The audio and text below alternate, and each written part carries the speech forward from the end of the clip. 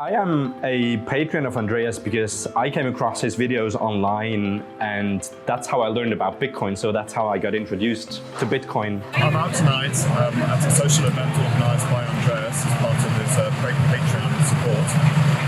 We just had a few drinks in a pub, which is a Punch Tavern, downtown London. So it's been a really fun evening to meet a lot of like-minded people. We should support the work Andreas is doing. He's doing so much in getting new people into Bitcoin and into Bitcoin education. He's a great teacher. He can explain very complex topics in an easy to understand way. He's very honest, very precise, technically prepared, and intellectually honest. I think is his best characteristic. Brings such clarity to a really complex subject, which is Bitcoin, and the industry around it. He has been a very, very good inspiration for me, and every Bitcoin I'm giving to him, it will be very well used in helping others understand Bitcoin, and I think it will improve the world at some point. Being a patron, I get to meet Andreas, and that's why I love being a patron. I'm going to continue being a patron. I think it's just a good thing. If you're interested in learning new things and also want to support the Bitcoin community, then you got to be a patron. Being a Patreon makes you feel special. You can attend to his live Q&A sessions. You can meet him at happy hours. It's really great, totally worth it. I'm very, very enthusiastic of being a Patreon. I'd like him to be able to produce his great and valuable content in the future, free from advertising, and just with the help of his patrons, and that's why I'm supporting him on Patreon.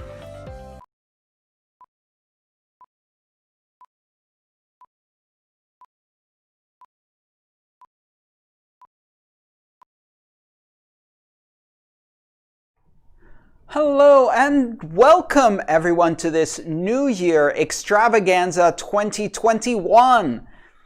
I didn't really name it an extravaganza. My staff named it an extravaganza, and of course they gave it that name long before we had some very, very weird New Year extravaganza, which I can't possibly top. So instead, it's not going to be an extravaganza. It's just going to be a New Year live stream. We're going to take some questions. We're going to answer some questions. We're going to make some jokes. We're going to have some fun. Welcome everyone. Now, I really I'm looking forward to this live stream because I took a vacation. I took a vacation from the internet. I haven't been online in like 3 weeks. I haven't even checked the price in like 3 weeks. You know, we never really talk about the price. I decided not to check it until this live stream. So since I haven't been online for 3 weeks, let's see what the price of Bitcoin is doing.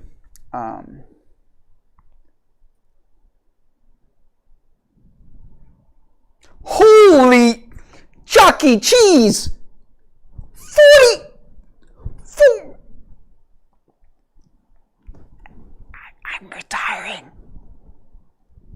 Okay, I'm just kidding. Yes, I'm sure you all want to talk about the price, but and we will. We'll talk about the price.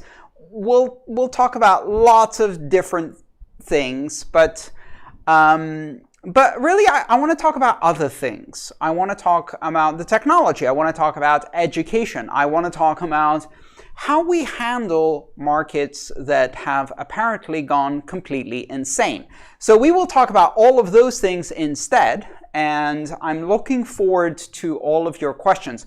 If you didn't notice, the code is 2021 Aantonop, 2021 Aantonop, and you can use that on slido.com to ask questions. Now, if you see a question that's close enough to yours, you should vote for that one instead of asking it again, because if you ask it twice, you split the vote, right? And then, you know, if you split the vote, then there'll be complaints and people will be like, oh my God, the votes were miscounted, there was fraud, stop the count, Dominion machine stole the vote and moved it to the other question, you know, all of that. So instead, if you see a question that is close enough to what you want to ask, vote for that one instead of asking it twice. All right, why don't we just dive right into the Q&A and see what's happening. Our first question comes from Anonymous. Do you think crypto is in a bubble? Why or why not? Do you think crypto is in a bubble? Yes, it's in a bubble. Yes, Bitcoin is in a bubble. Yes, the entire crypto space, currently valued at $1 trillion, is in a bubble. Ethereum's in a bubble. Bitcoin's in a bubble. Everything in the crypto market is in a bubble. But does that really matter? And what do I mean when I say that? Okay, so when we say a bubble, that doesn't mean there's not value behind it. That doesn't mean that it's going to go to zero. That simply means that we have seen some extreme growth. And when you see in any market a price going like this, usually shortly after, it will at some point go like that. And what we've seen in Bitcoin specifically is we've seen this happen 5 times. So for those who have been around for a few years, this is the 5th time Bitcoin has done this. And the conversation is always the same. Everyone in the Bitcoin space, everyone who already believes in Bitcoin, and this goes for every cryptocurrency and blockchain out there, immediately says, look, see, the price proves we were right. And everybody outside of the crypto space says, it's a bubble, it's tulips, it has no intrinsic value, it's a craze, it's a fad, it will pass, it will crash, you'll see, it will go back to zero. And of course, neither of those really has much meaning. Saying, look, the price proves what we've been saying doesn't make a lot of sense to me. I don't think that markets behave in rational ways. Sure, there are good reasons why Bitcoin is drawing attention, but what's reflected in the price is exuberance and enthusiasm as much as it is fundamentals. Much more than it is fundamentals, in fact. Just listen to the people who are excited about buying Bitcoin or buying any cryptocurrency right now and see what they're talking about.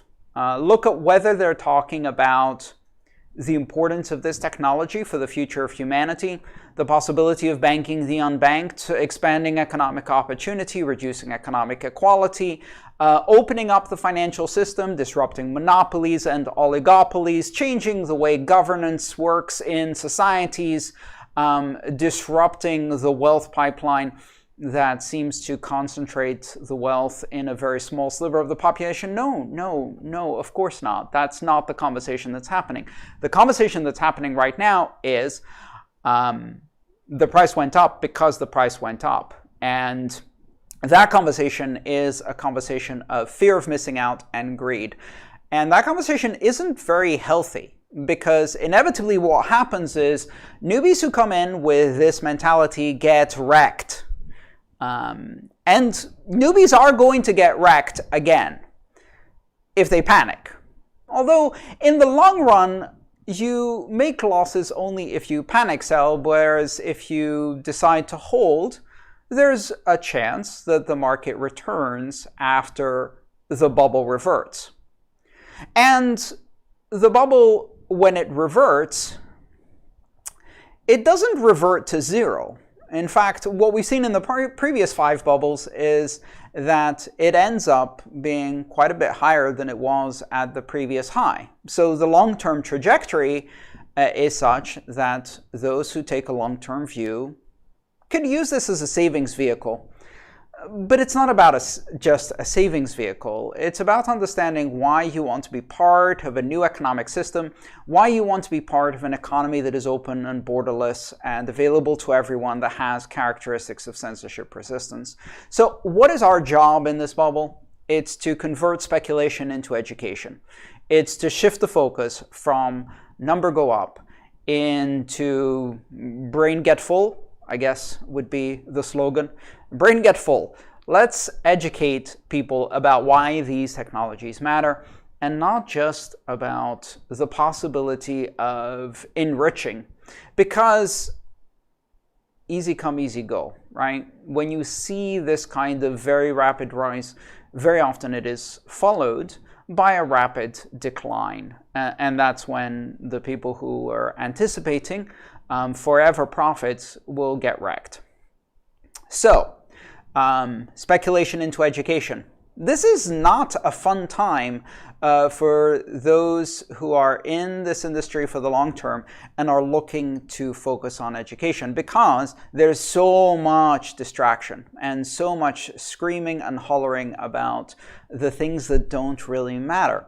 Also, you'll see that a lot of people will come out of the woodwork and try to persuade you that if you follow their advice, they will help you get rich faster. And the most dangerous phenomenon here, and we see this in the YouTube comments, you'll see it in the comments on this channel, probably on this video too, is people suggesting that if you join their Telegram channel or send them a WhatsApp message, they will invest for you.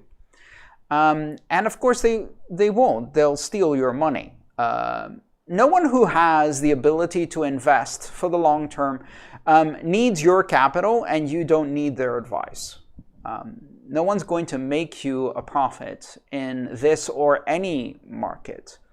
The people who trade for a profession are certainly not interested in your $200. They might be interested in doing over-the-counter trades for a giant investment in the millions, hundreds of millions, or even billions. But they're not really looking to pick up retail investors on YouTube and help them achieve guaranteed profits. Just send me a WhatsApp message. Be very, very careful. This is the time when the scammers are everywhere. So, Bitcoin is in a bubble. And so is every other cryptocurrency. In fact, most of the stock markets, bond markets, and other aspects of the economy are in a bubble. This is what happens when you have cheap money flooding the world everywhere. And some of that cheap money is being invested in hard money.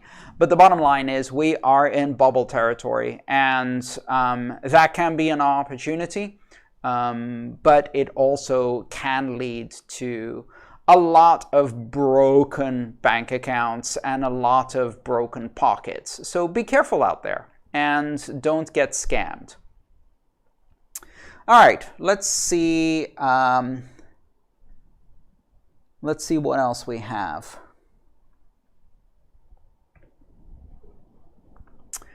Hi, Andreas. Would you please share your advice on general internet security setup, meaning which browser you would recommend? Would you recommend using VPN, and which one? Any advice on this topic would be highly appreciated. Thanks. This question comes from Marin. Marin, thank you so much for that question. Security nowadays is very much more about the browser than it is about the operating system. Because the vast majority of work you do on your computer is about, on any device really, is about the browser. So it's really important that you carefully choose and use your browser and take advantage of security capabilities within your browser to protect yourself. So let me tell you a few of the things that I do. The most important thing I do is I use a script blocker. There are a variety of these out there, extensions that you can install on a browser that by default block all JavaScript and all other code execution in the browser window unless you specifically allow it. These extensions come with names like Script Safe or No Script, and you can find them for all of the browsers. I mostly use Firefox as my main browser, and I also use Chrome as a secondary browser. I'll explain why in a second. So for your browser, install a script blocker. This does two things. One, it reduces the amount of ads you see, but that's kind of a small side effect, a minor benefit. The main thing it does is it breaks websites, which at first is very, very annoying because you're trying to visit a website and it doesn't work. The page won't load, or it will load partially, or things won't play. And you have to go through and painstakingly tell it, no, this page is okay, and that script, and that script, and that script I want to load. And you go through this process. It takes a few days, weeks, so that the websites that you visit frequently become trusted, and the scripts that they run, the main scripts that they run, the minimum set you need to get the functionality out of a website becomes trusted, and then those websites work. But when you visit a website you've never visited before, you go in with all of the shields up. None of the scripts load, and you have to decide selectively whether you're going to load new scripts. This is especially important when you see a phishing attack, because in the situation of a phishing attack, you think you're going, let's say, to the Ledger website, but in fact you're going to another domain that is pretending to be that. And of course, the fact that that domain breaks, whereas the real site doesn't, is the first hint you have that something is amiss. Your script blocker will have never seen that specific domain, and therefore will block all of the scripts. And that will protect you from a variety of potential exploits that could be delivered through the browser, as well as give you a heads up that you are not visiting the site that you thought you're visiting.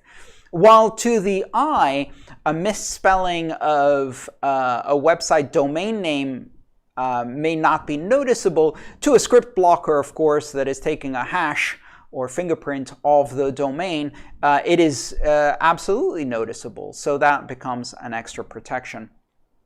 In addition to that, I also run a couple of other extensions on my main browser. One of those extensions is a fencing extension, a sandboxing extension that sandboxes Facebook and all of its properties. It keeps them in a separate container, and I don't remember what it's called. I can look it up and we could put it in the description, but what that allows you to do is keep Facebook, its cookies and scripts and everything else, from being able to spy on other activities you do across the web. It keeps Facebook in its own container, separated from my operating system, and it doesn't allow it to inject cookies and notice what things you're looking at on, say, a news website, or what things you're shopping for on Amazon or something else. So that's containment. Then I also run an extension called HTTPS Everywhere. HTTPS Everywhere, which is an extension created by the Electronic Frontier Foundation that turns on SSL encryption on all pages. In fact, it doesn't let you visit a page, even if that page allows you to visit it, without SSL. You have to manually go in and make it introduce an exception for pages that do not have a certificate and encrypted connections. And this protects you from snooping things like compromised Wi-Fi hotspots or public hotspots that you might be connected to, or simply your internet service provider spying on your connections. So that's called HTTPS Everywhere. On all of my computers, I usually also change my DNS provider, and I pick a DNS provider myself, so I'm not using my internet service provider's DNS. That prevents DNS hijacking. That's a more advanced topic. It's not really related to the browser, but you can do things like use a more secure DNS provider. There are a number of them out there that you could choose to use instead of your ISPs. Most people use Google's, which is 8.8.8.8. But you know, Google itself is a spying organization. However, it's less of a spying organization than your own service provider, for example, Comcast or Verizon. You can also use Cloudflare's DNS, which, if I remember correctly, is 1.1.1.1. Finally, I use a cookie blocker, and I can't remember what it's called. I think it's called Privacy Badger, also an EFF product, and that will prevent cookies from being used, especially third-party cookies, from being introduced into your browsing sessions and spying on you. So those are all of the things I do. Now, as a result of doing all of these things, my browser tends to be a very secure environment, but that also means a lot of the websites break. So in order to sometimes gain access to websites that have a lot of scripts and are complicated and constantly breaking, like for example a banking website or something like that, or a website that I don't visit often, but that I need to do something that involves a script or form and I can't quite get it to work. I will use a clean browser. So I have one of my browsers for daily use, and that's Firefox. And then I have Chrome, which I use only for browsing that requires me to go in without any security. And I use that only for specific functions. A couple of things that I do there. That browser has no extensions, and it doesn't remember anything. All cookies are deleted. All data is deleted after every session. So as soon as I close that browser, everything's gone. It doesn't remember anything. I clear all of the browsing data every time I use it. So that browser is to go into, let's say, the IRS website that requires some complex scripts, and I can't access it through my well-protected browser. I'll go in, I'll do my job, and then I'll shut it down, and it will wipe everything and not remember everything. It also doesn't interact with my day-to-day browsing activities, allowing to put cookies or take cookies away. All right, so those are some of the things that I do to protect my browsing. Hopefully this advice is useful to you. Thanks for that question, Marin.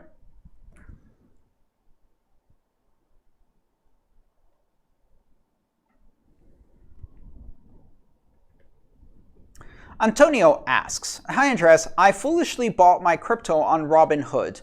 I want to withdraw it, but the issue is volatility risk, since it would take several days to withdraw it and rebuy it on an exchange to store it on my hardware wallet.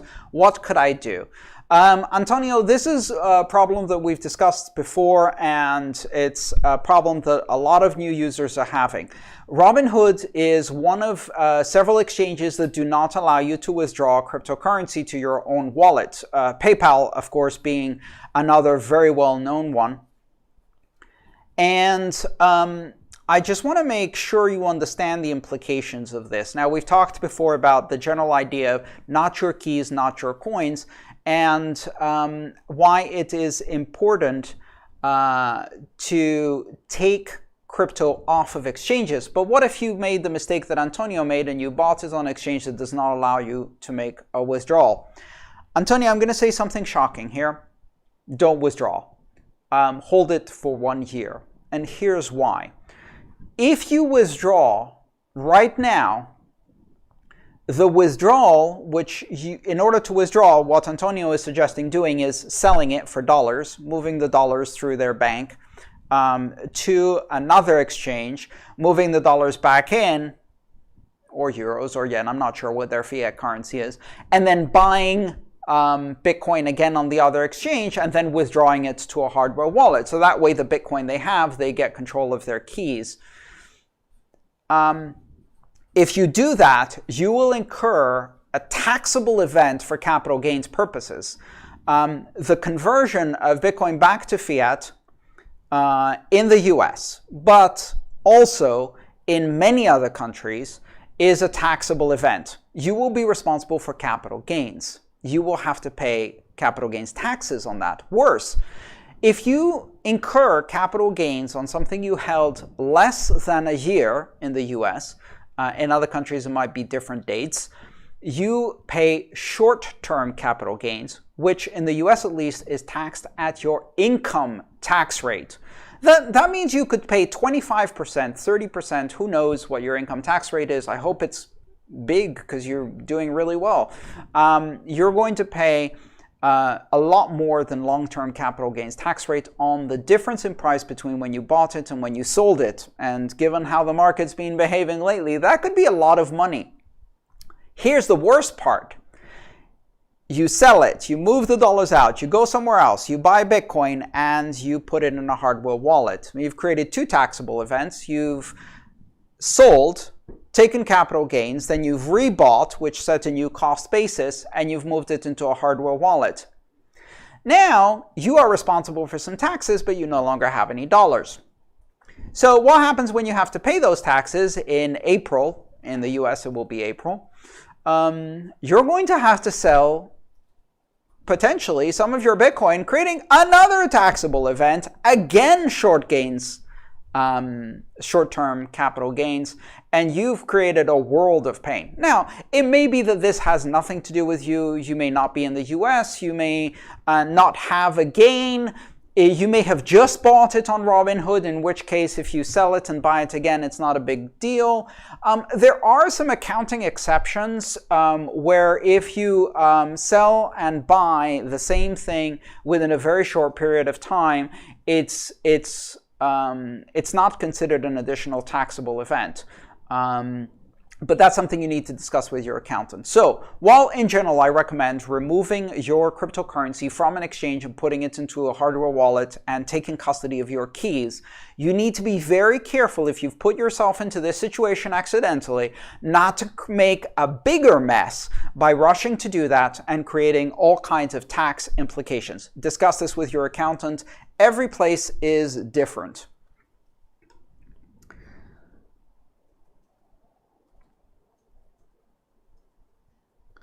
All right, we are going to have an additional discussion about this, and I believe it's next week.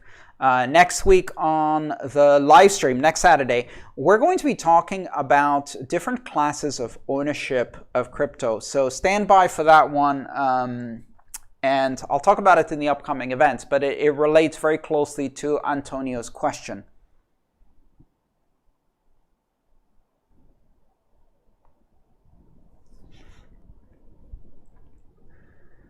Anita asks, hello Andreas, what is your opinion on the rollout of Strike in 200 countries?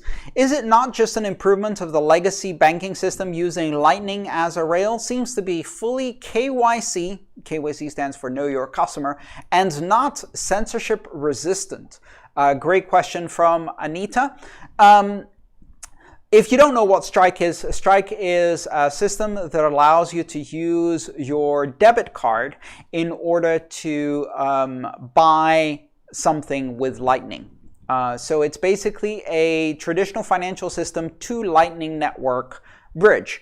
And it's now rolled out in 200 countries. I didn't know that. That's fantastic. And yes, it is a platform that requires KYC. It requires you to provide identifying information so that you can link your debit card. And obviously it does not have censorship resistant, nor is it a system that is open to everyone. And in addition to that, it will link at least the origin of your Lightning payment to your personally identifiable information. So is this an improvement? It's basically an onboarding system. I would call this the Coinbase of Lightning. How's that? You know, in the early days of Coinbase, there really weren't that many alternative mechanisms or well-run exchanges. So they pioneered a US-based, properly regulated exchange that got you onto Bitcoin. And once you were on, then you could use all of the technology to do lots of things. But of course, it has and continues to have some major privacy implications. And it becomes a honeypot for KYC information. And this is dangerous, of course. But at the same time, it also allows a lot of people who don't know how else to get on to the system to get onto the system. And this is what Strike is as well. It's a system that allows people to get on board Lightning with minimal friction at the expense of some loss of privacy and under a regulatory system. I expect that companies like Strike, just like Coinbase and others, will get increasingly squeezed by the regulators, who will impose more and more and more and more and more and more requirements, trying to make them fit into the whole of the pigeonhole of banking as understood as a surveillance and control mechanism, and making it harder and harder for them to really put up any competition for traditional banking systems. And that may or may not be a good thing for the ecosystem, but the bottom line is right now, think of it simply as an on-ramp, and make sure you understand the price that you pay by using such an on-ramp. There are two ways to get on board these systems. Education, where you go the hard way. You learn and work and study in order to be able to do this when you're ready with the full amount of privacy that you can learn about. And it's much harder, it's much more complicated, and it will take you a lot longer to get on, and only a few people will actually onboard that way.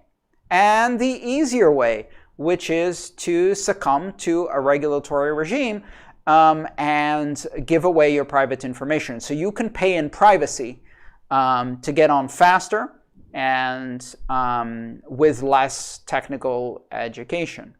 Whether this is a good thing or not depends on what you're trying to achieve with this technology.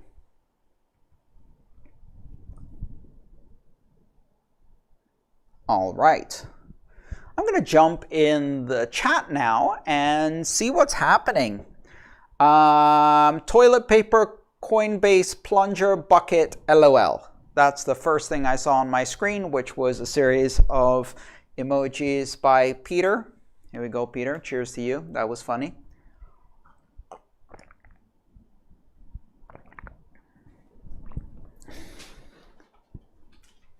Oh, some people are doing an emoji storm. We have 1,000 people on?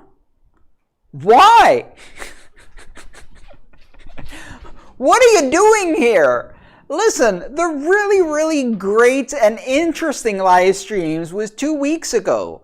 And, okay, we are clearly in bubble territory. Usually I get 300 people for my live streams on the average Saturday morning. So the fact that there are like 3 times more right now, 1,000 people on.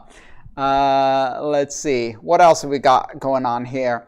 Ryan says, nice glasses, Andreas. Thank you so much. I would like to think that they are a matter of fashion, but they are in fact a matter of progressive decrepitude and my inability to read things on my screen, even though I have 77-point fonts.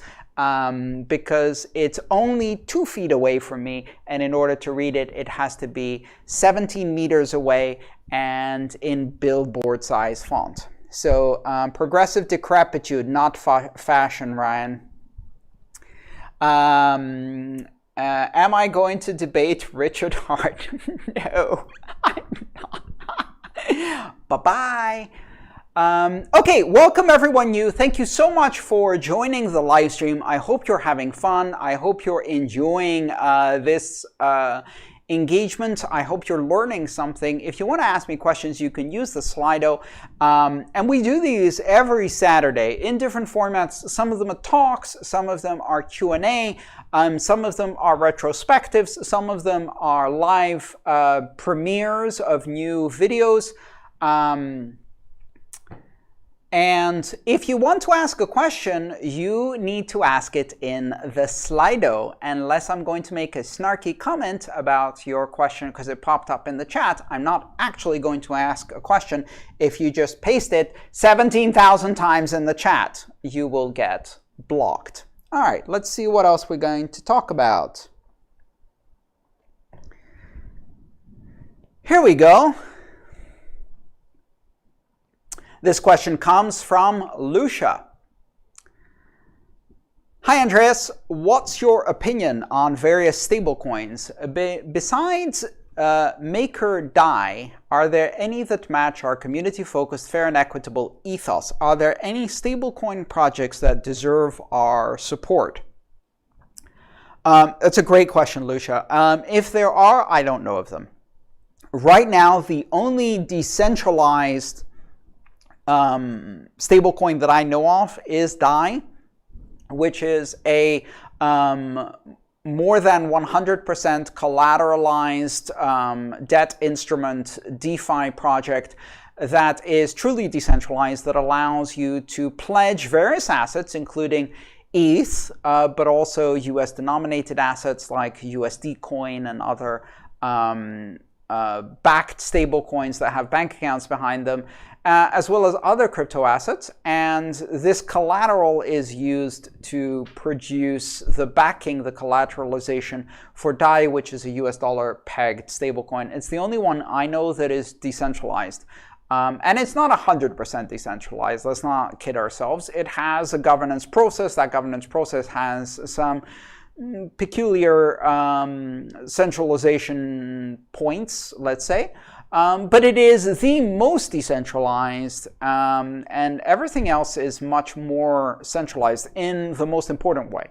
The most important way in which DAI is decentralized is that the collateral is held on chain.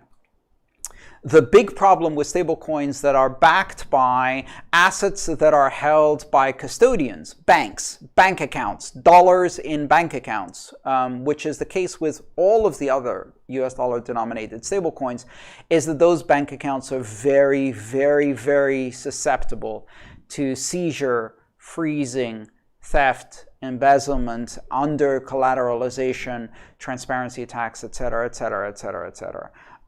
Whereas with a stablecoin like DAI, the collateral is on chain. It cannot be seized, it cannot be frozen, it cannot be stolen. There are some risks with vulnerabilities in the code. The risks are different, but they're not counterparty risks. They are software vulnerability risks. And so from that perspective, it's a very interesting project and really the only one. Next question comes from Giovanni. Hi, Andreas. How is mastering the Lightning Network coming along? I'm loosely following the GitHub, but it would be great if you gave us a brief summary. Thank you so much, Giovanni. Mastering the Lightning Network is a book that I am currently writing. Now, you may have seen on my left hand here, I have a bunch of books on this table. Now, there are currently 5 books on this table. In about 6 months' time, there's going to be 6 books on this table. And in addition to mastering Bitcoin and mastering Ethereum, I'm currently writing a new book for O'Reilly Networks, for O'Reilly Media, which is Mastering the Lightning Network, the third in this mastering series, a book which is going to be for technical people, a technical college-level textbook for software engineers, for computer scientists, but with an accessible few chapters in the beginning, just like Mastering Ethereum and Mastering Bitcoin, where you can read the first few chapters and get a good handle on this technology, and perhaps even skim the rest if you're interested. Mastering the Lightning Network is going to be accessible for the first 4 or 5 chapters, and then we'll get increasingly technical. Now, we've already delivered the first 5 chapters, and they're in a almost done state, although they are undergoing some additional changes. We're currently working on the second half of the book. There's about 5 more chapters to go. And I'm hoping to get it delivered by early Q2 and into the pipeline for production. Like my previous books, this is an open source book, meaning that from the beginning you can watch, as Giovanni is doing, loosely following on GitHub. If you want to go to github.com/lnbook, Lightning Network book, LN book, you will be able to watch that right there. And you can see us writing. You can also contribute, comment, review, suggest, complain. Why not? And we will take all of that information and produce a book. You can read it, of course, for free. And when it's printed by O'Reilly Media, you will still be able to go on GitHub, find the exact same book that is being published by O'Reilly Media and read it for free and share it with others. After about a year, we intend to open the license even further to allow derivatives and translations. This book is currently being written in a collaboration between 3 authors. Myself, Lalu Oshintokun, who is the Chief Technology Officer of Lightning Labs, and René Picard, who is a data scientist and one of the best teachers in the Lightning Network space. And all 3 of us are working on this project together. Please come join us on the GitHub. So, Giovanni, to answer your question, Q2 2021, which is 6, maybe 8 months late from the original plan for delivery. Really sorry, a global plague happened. All right, let's see what else.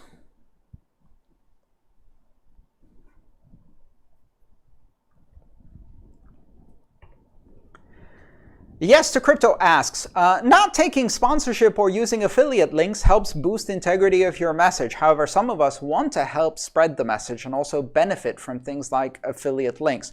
What are your thoughts on these, on referrals, etc.? Yes to Crypto, I actually do have a referral program on my website, which you can find in the workshop section. And this is a referral program whereby if you refer people who buy a workshop, you get a discount for your next workshop. And I don't remember exactly what that discount is, but it was quite a generous discount. I think if you sell 5 workshops, you get 90% off or something like that. No, after you sell 3 workshops, you get 90% off. My producer is furiously writing notes on pieces of paper here to remind me what the actual numbers are. So yes, you can use that. It gives you basically a referral URL, and anybody who visits my website with that referral URL will have a same site cookie placed in their account that allows them to be identified as someone you referred, to give you credit. If they then go ahead and buy a workshop from the shop, then you get a credit. And after 3 credits, you get a 90% discount coupon that you can apply towards buying a workshop or any of the ebooks from the shop. All right. So since we're going to be talking about affiliates and sponsorships in the shop, why don't I show you what we've been doing on the shop? So this is the shop, aantonop.com/shop. 2 new products that you may see here on the bottom left. Dominando el Bitcoin, programando la cadena de bloques abierta, segunda edición abierta. That is the Spanish edition of Mastering Bitcoin, the second open edition in Spanish. And crypto asset inheritance. My slideshow is set to skip after 12 seconds. I apologize. This is very annoying. Let's try that once more. And Crypto Asset Inheritance Planning, which is a book by Pamela Morgan, and is a pioneering book on how to make sure that your assets are actually inherited. We have 2 workshops that you can use on the shop as well. The Introduction to Bitcoin, which is a free workshop. It's got more than 85 5-star reviews, and we actually approve all of the reviews, no matter what the rating is. And Choose Your Wallet, which is a workshop that helps you figure out how to choose a cryptocurrency wallet that you can use based on the criteria that are most important for you. You've heard me say not your keys, not your coins. Well, how do you choose a wallet to put your keys and your coins? And that's the question I'm helping you answer. And you can read the reviews and learn more at aantonop.com. You can also use the discount code, not your keys, not your coins, nick, that's how I pronounce it, nick, for 10% discount on the second workshop. All right, so let's go to another question.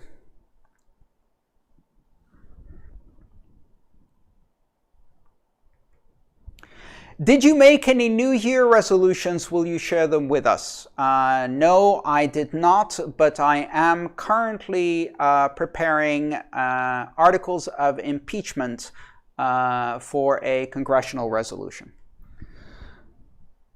I don't really do New Year's resolutions.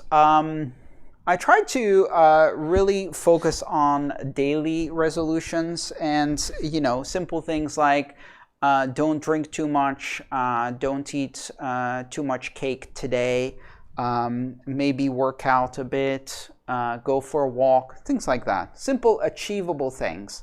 although I do fail on the do not eat too much cake. Our next question comes from Jax.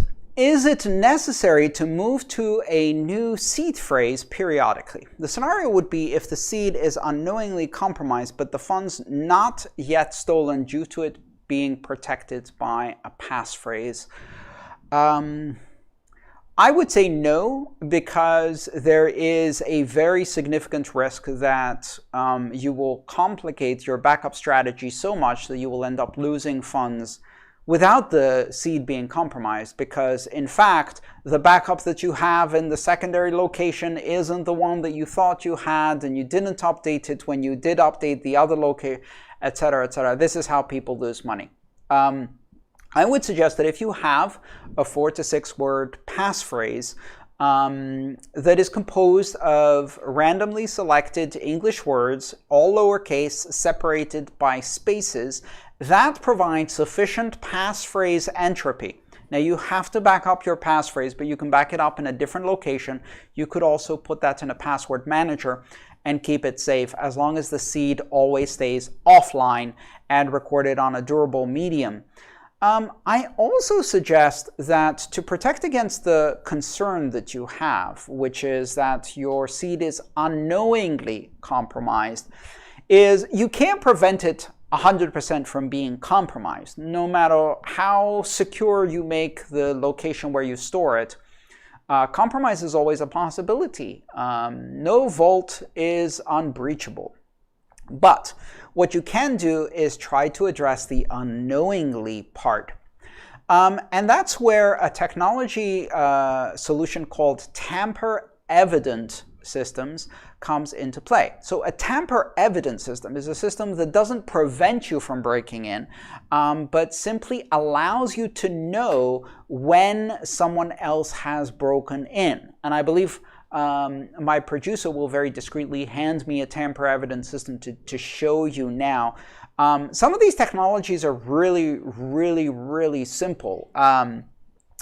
A classic one, for example, written about by one of my favorite authors, Cory Doctorow, is to take glitter nail polish and use it to paint a seal over a container, and then take a digital photograph of the arrangement of the glitter particles at high resolution in that glitter nail polish. If you can't open the container without breaking the seal, then you have effectively a tamper-evident system. Just for fun, Cory Doctorow also suggested using an astrophotography application to compare the constellations that appear in the glitter with your original sample, because that software does the exact same thing that you're trying to do. This is a tamper-evident bag.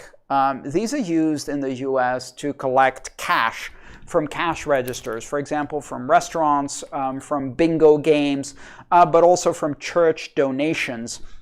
Now, this is not tamper-proof. A 2-year-old will get into this in a matter of seconds. This does not prevent someone from breaking in. This is not a security mechanism. This is an evidence mechanism. This bag has at the top a removable, peelable seal. And when you peel that and seal that, it cannot be opened without leaving traces behind. The bag cannot be cut open. It cannot be frozen or heated. The adhesive cannot be peeled off. It cannot be attacked with acetone. This isn't, of course, 100% impermeable and 100% tamper-evident. Given the sufficient resources, someone else can break into this. Of course, the obvious and easy way to do that is to get the manufacturer of this bag to print you an identical bag with the same serial number and barcode, and then simply forge the signature on the front and then replace it with that bag after you tear it open, which of course you can do if you're the CIA. But if you're not the CIA, this will prevent someone from taking a peek at your seed. What I do is I put my seed material in here, even if it's paper. This also prevents against moisture damage, which is really useful if your seed is stored on paper or if it's on steel. I will then write on the front of this bag the date that I sealed it and put my signature, and then I'll take a photograph so that I have the serial number and exactly what the signature and everything on the front look like, and then seal it. And this is a great mechanism to prevent tampering with your seed. We have a follow-up for this.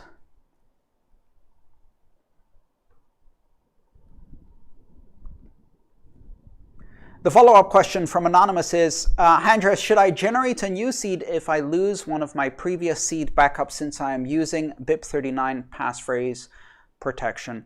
I assume when you say lose, that means that you have lost track of one of the backup copies, but you still have a backup. If you have no backup and the only place that seed exists is in a live wallet, then obviously you have to generate a new seed and move that money after you've backed up the new seed, because at this point, if the only place the seed exists is on your hardware wallet or software app device, any damage or compromise to that and you've lost your money forever. So you can't make a new backup.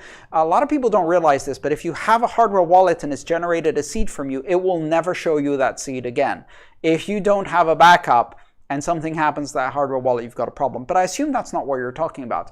I assume what you're talking about is, let's say you generated a seed on a hardware wallet or a software app, you made 2 backups, and then one of them went missing. And it probably just got thrown away, or it got shredded, or it got washed in the laundry, or it's currently being digested inside your dog. And you're worried, like, what if it wasn't my dog? What if it was the CIA? And now, can they get in? Well, it depends. It depends on how strong your passphrase is and how much amount of money is stored on that seed. So if you're talking about, maybe a couple $1,000s and you have an 8-word randomly chosen passphrase, space separated, the amount of entropy in that is sufficient to protect that from being compromised. So not going to get brute force, not a chance. If, however, you have like a 4-word passphrase or a simpler passphrase, and it may not be the strongest passphrase you've ever used, but it was strong enough to prevent casual compromise of your seed, then maybe just for peace of mind, I would generate a new seed, move everything from the old seed, and move along. However, I would still keep the old one. You never know when there might later be an airdrop or fork, or someone goes and accidentally reuses an old address you gave them and deposits money into something that was controlled by the old seed. Always keep that, just in case, as a backup. And this is one of the reasons why I said don't keep replacing your seeds, because you would have to keep all of the old ones and then you end up with a mess. So I don't think you need to regenerate the seed if you have a decent sized 6 to 8 word passphrase and not a huge amount of money on it. The effort it would take to brute force that passphrase is quite significant. However, if you have a lot of money, or you have a weak passphrase, or you have very good reasons to believe that someone might get access to the passphrase or has the resources to try to brute force it, then sure, change seeds.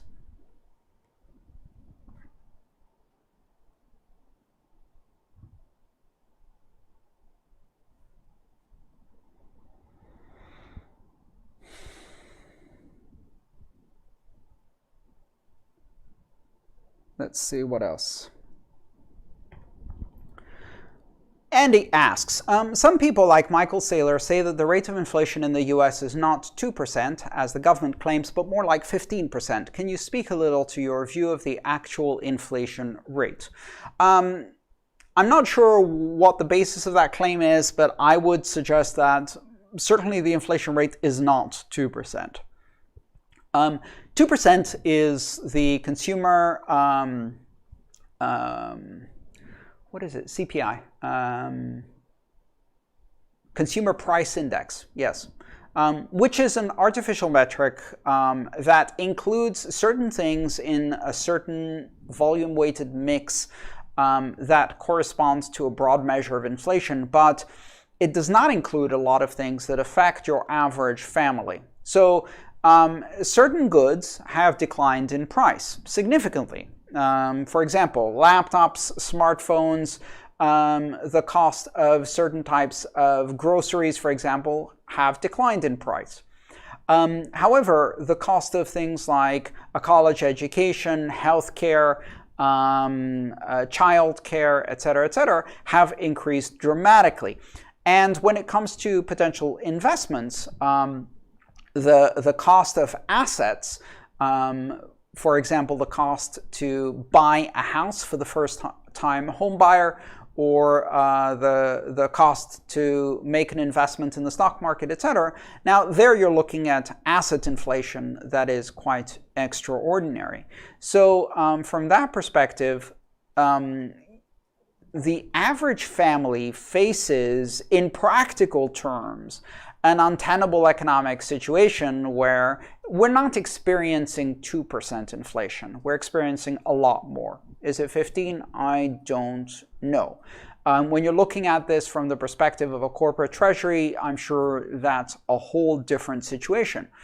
But if the idea is, sure, it's 2% unless you want to send your kids to college and protect them from dying from a disease that is treatable, then that's not saying much, because from what I know, most parents and most families do want to give their children an education and access to healthcare and good schools and provide for their security and give them the ability to have affordable housing in a safe neighborhood that isn't in a flood zone. So all of those things have become much more expensive.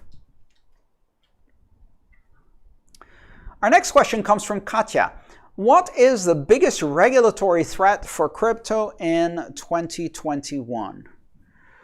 I don't know. I don't really think that there are many serious regulatory threats for crypto. I think that increasingly governments are going to start waging war against fungibility. So let me pick that. I think we are seeing a war on fungibility. And there's a related question that I might answer to this. Fungibility is the property of money where you cannot distinguish between units, and there is a concerted effort by governments around the world to force various providers of Bitcoin-related or other crypto-related services to do things like block access to specific addresses, prevent transactions from being recorded that spend from specific addresses or to specific addresses, and create centrally managed block lists of addresses. And that is dangerous. That is the fungibility issue. And I think that is one of the biggest regulatory threats. Let's look at a follow-up question that's on exactly that point. Anonymous says, Blockseer is going to censor transactions. Did I pronounce that correctly? Blockseer? Sorry, no, Blockseer. Blockseer is going to censor transactions by filtering out OFAC. OFAC is the Office of Foreign Asset Control or something like that. Blacklisted wallet addresses, and that will be used as an example to force on other mining pools, perhaps inciting retaliation. What do you think? Balkanization? So here we have a pool that is trying to play the game of the banks. And the game of the banks is to make a devil's deal with the government that says, I will play by your surveillance and control regime in order to ensure that you will prevent any competition. So the thing here is that it's not that Blockseer is saying we will create clean blocks for OFAC, clean being a propaganda term, meaning that do not have the transactions that our war criminals have decided other war criminals can't use. essentially what they're saying is we're going to apply OFAC blacklisted wallet addresses. But of course, as soon as you open the door for that, a couple of things are going to happen. First of all, before long, every other government in the world is going to want to add to that with their own block list. And then you get into the fungibility wars, where it's a back and forth. And of course, then it becomes a geopolitical game of controls, and you're back to exactly the place we are with the traditional financial system. The reason Blockseer is doing this is because what they're hoping is that the government will then prohibit hashing power, especially hash power in the US, like the big hashing infrastructures that are being built in places like Texas, that the government is going to force those companies to only work through a mining pool like Blockseer. Essentially, the government is going to hand a monopoly license to Blockseer and prevent competition from companies that are not willing to play this game, which will of course lead to more mining pools that are willing to play this game versus some that are not willing to play this game, etc., etc. None of this actually prevents the posting of transactions with these addresses. As long as there is some hashing power that is not following these blacklists, they can create a block that has these transactions, and they can be enticed to do so with an appropriate transaction fee. What it does is it increases the cost of doing business for these, but only once, because of course you can make sure that the transactions you include mix the coins enough as to make it a broader problem. Bottom line is that this is the typical monopolistic financial system that we have in the past. It's not going to work because Bitcoin addresses are not like bank accounts where there is a cost to creating a new one. This is a game of whack-a-mole where it is impossible to keep up. But this is mostly symbolic. It's about government exerting control over the operations of the mining system. And while it fails in the tactical goal of preventing spending from these addresses, it succeeds in the strategic goal, which is to make sure that miners and mining pools self-select into two categories: those who are friendly to government regulation and are willing to betray the principles of open networks, and those who are essentially unfriendly, also to soon to be known criminal, terrorist, pedophile murderers, that's what the government's going to call them, who are going to preserve the open network principles. You get that kind of game. It's the classic game that's been played geopolitically for decades. Nothing new here. It's not going to work. All it is going to do is it's going to encourage technologies like Bitcoin to evolve their fungibility. Which leads us to the third related question, which I need to find here because it was... Is there any privacy development happening to Bitcoin like Monero-style properties? Well, what are some Monero-style properties? Well, one of the Monero-style properties is, of course, that the addresses are encrypted and so are the amounts. And ring signatures make it impossible to see who is spending and who are they spending to. So, are there any privacy developments happening like that in Bitcoin? Not directly. Although some of the developments in Bitcoin can open the door for these types of privacy technologies to be introduced to Bitcoin. And of course, the Schnorr signature, TapScript, and Taproot set of upgrades that are coming in 2021 create the infrastructure necessary to introduce more and more of these privacy technologies. One of the reasons you don't see that in Bitcoin so far is because it hasn't been necessary for Bitcoin to differentiate on the privacy fungibility front. Bitcoin already has a significant differentiation from many other systems, and that is, it is the most robust sound money from a monetary policy.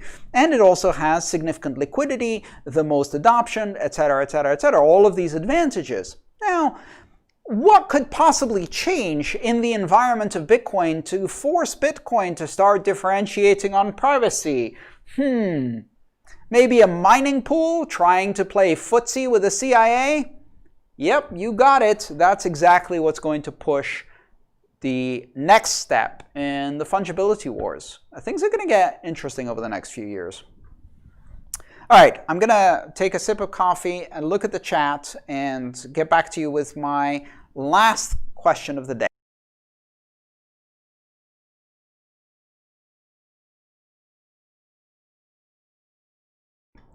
But why do one last question when we can do 10? We're going to do speed Q&A. Are you ready for speed Q&A? 10 questions in 10 minutes. Let's do this. Is there a way to make a replace by fee transaction with blockchain.com wallet? I don't know. Probably not. Blockchain.com sucks. Don't use it.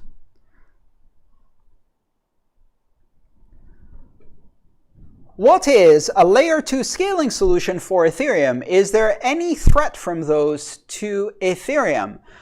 There are 3 or 4 layer 2 scaling solutions for Ethereum. These are essentially come in 3 different varieties. Payment channels, which are things like Raiden, I believe, is the name of the equivalent to the Lightning Network. A similar technology which involves a sidechain called Plasma, and I may have these two mixed. And finally, a technology called rollups, which comes in a couple of different varieties, but basically allows a smart contract to summarize many transactions using a rollup technology, which is similar to how we summarize transactions in a Merkle tree, and may also include a zero knowledge proof, in which case it's called a ZK rollup. So yes, absolutely, there are some layer 2 technologies. Let's see, what else?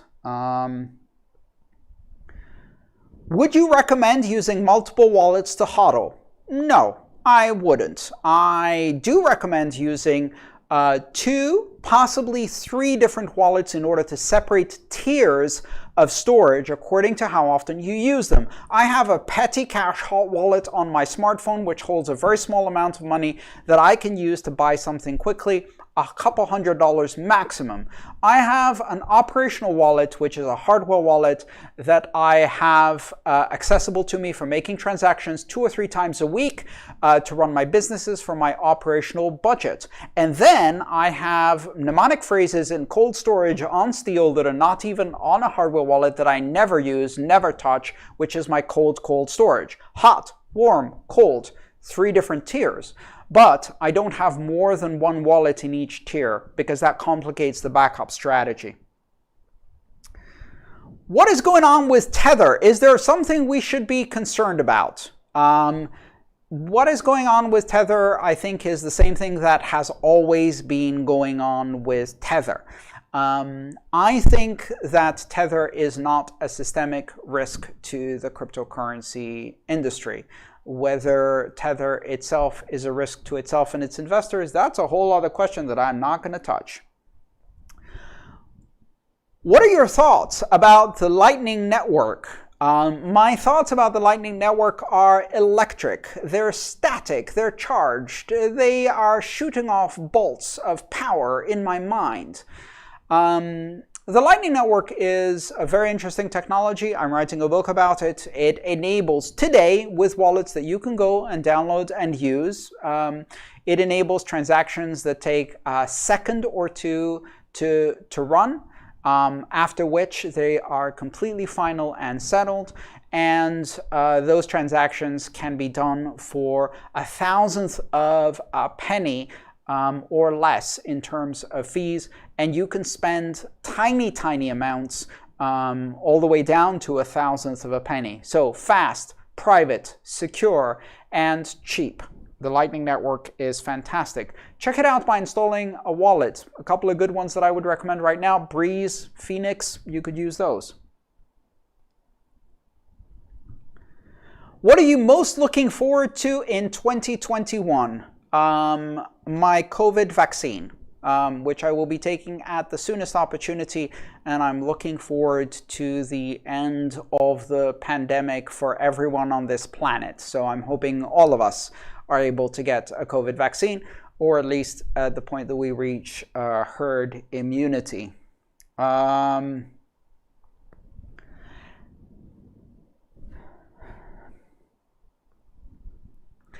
was the VR holiday party with community builders firm Patreon? It was awesome. We had our biggest party yet. We had 16 people in the channel. We had some great dance music playing in the background, some EDM that was DJ'd by Burst Up, one of my patrons. We had 16 people who joined. Most stayed for the entire time. We had some great conversations. We had some laughs, and it was a lot of fun. We're going to be doing it again. We tried to do about one VR happy hour party per month. Do you think the Coinbase IPO and things like the Bitcoin ETF can steal Bitcoin market cap and its potential to grow up? No, not really. I think that if anything, they're going to provide more publicity for the Bitcoin experiment and drive more people into thinking that Bitcoin somehow became legitimate, put on a suit, and stopped hanging out with the weirdo anarchists in the back room. Of course, we all know that Bitcoin is still hanging out with the weirdo anarchists in the back room and is only wearing the suit as a disguise. But the bottom line is that while there are some risks to the centralization of capital under holders like this, it doesn't really affect market action negatively. Will you be updating your book Mastering Bitcoin to cover the changes in libraries since publishing? We have pull requests coming in on Mastering Bitcoin all the time, but those pull requests are happening on GitHub and are not updating in the print edition. Doing a new print edition is a whole business. So if you are finding inaccurate information or obsolete information in the print or ebook edition that you have, go on GitHub where you will hopefully find the latest information. And by the way, if I have it wrong, please do a pull request and help me fix it.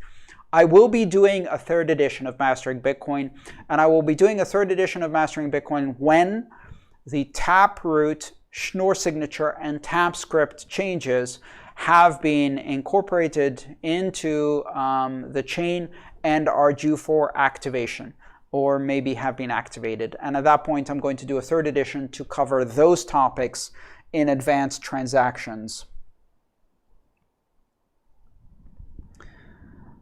Would you consider doing a mastering decentralized exchanges next? Probably not, because that's more of a product category than a technology, and it would be very, very broad and cover lots of disparate technologies that move very, very fast. So by the time I started writing it, it would already be obsolete. But thank you for suggesting that. How can I verify a mobile wallet uses the secure element of Android? Can you give me some examples of wallets that use it? No and no. I don't know if you can verify that it's using it, or that it's using it correctly, or that it's using it without bugs. So you will have to believe the claims being made by the people who write that wallet. There are some wallets that have deterministic builds or verifiable builds, and you can find information about that online. But you know, if you're really concerned about whether the wallet is using a secure element, you should be using a hardware wallet. A smartphone with a software wallet, that even the one that uses the Android secure element, is not secure for cold storage.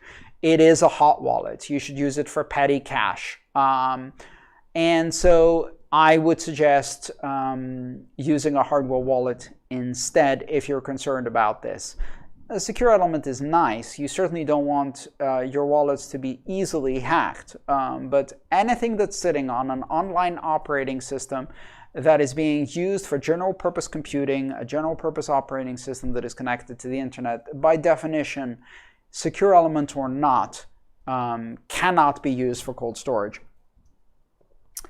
And I think that's all of them. Let me just go through and check and see if we have any more questions.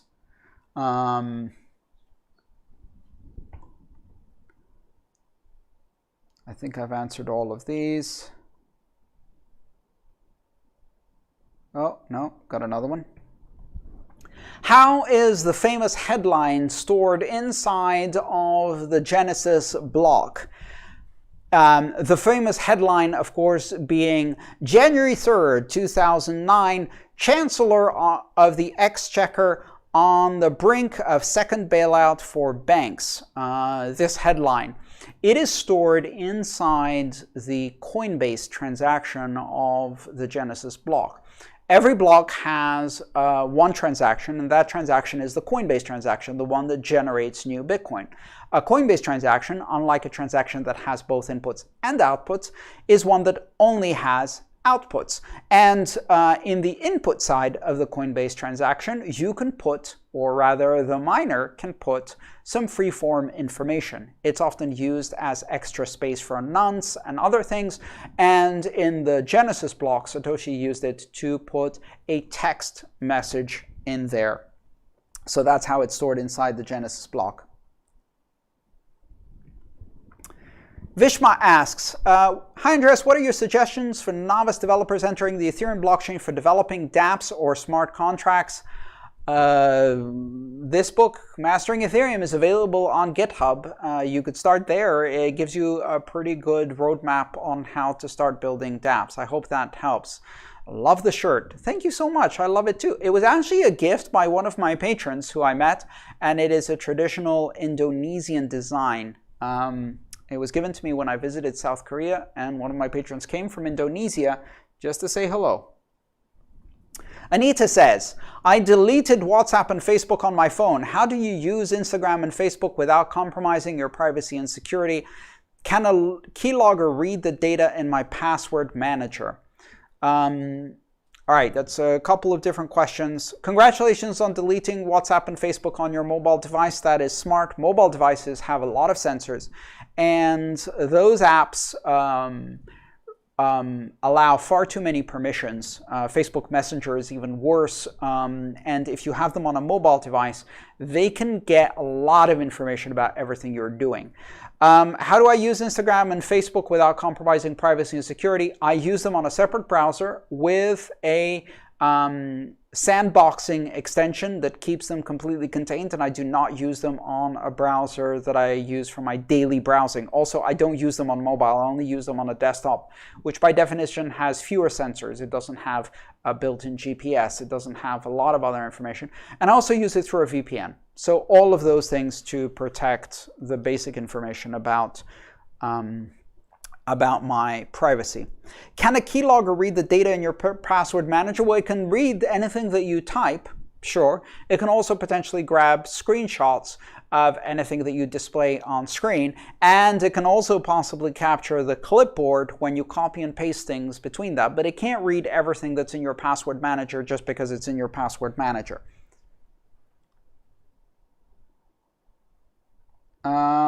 Let's see what else we have. That's it. That's it. I did it. I did it. Speedrun Q&A. Well, thank you so much. I hope you are enjoying these live stream videos. Here's a brief message. This year we managed 12 million views on the YouTube channel, which has more than 600 ad-free videos. So if you're enjoying this kind of stuff, share, like, and subscribe. Upcoming. On January 16th, I'm doing a new talk, which is about the different classes of ownership. On January 23rd, running a node, how to run your own node, and what the benefits of running your own node are. It's mostly going to focus on Bitcoin, but I am going to cover anything else you want. I run nodes on a variety of blockchains, and so if you're interested about that, and it's also going to cover Lightning, so running your own Lightning node, running your own Bitcoin node, running your own Ethereum node, running your own Monero node, whatever it is you might want to ask about. And on January 30th, we have the monthly live stream, which is the open topic Q&A. If you want to find out about these in advance, if you want to get notifications, then please subscribe on the channel and turn on the notifications by hitting the bell icon, and that way you will not miss a thing. I will see you again next week. Thank you so much for joining me. Happy New Year to everyone. And it's been an absolute pleasure. Thank you for the great questions. Thank you for chatting in the chat room. Thank you for those who joined as YouTube members in the chat room. And as always, thank you to all of the people who support me as community builders with a monthly subscription on Patreon. Thank you again for all of your support in making it through this very, very difficult year. Have a great weekend. Bye-bye, everyone.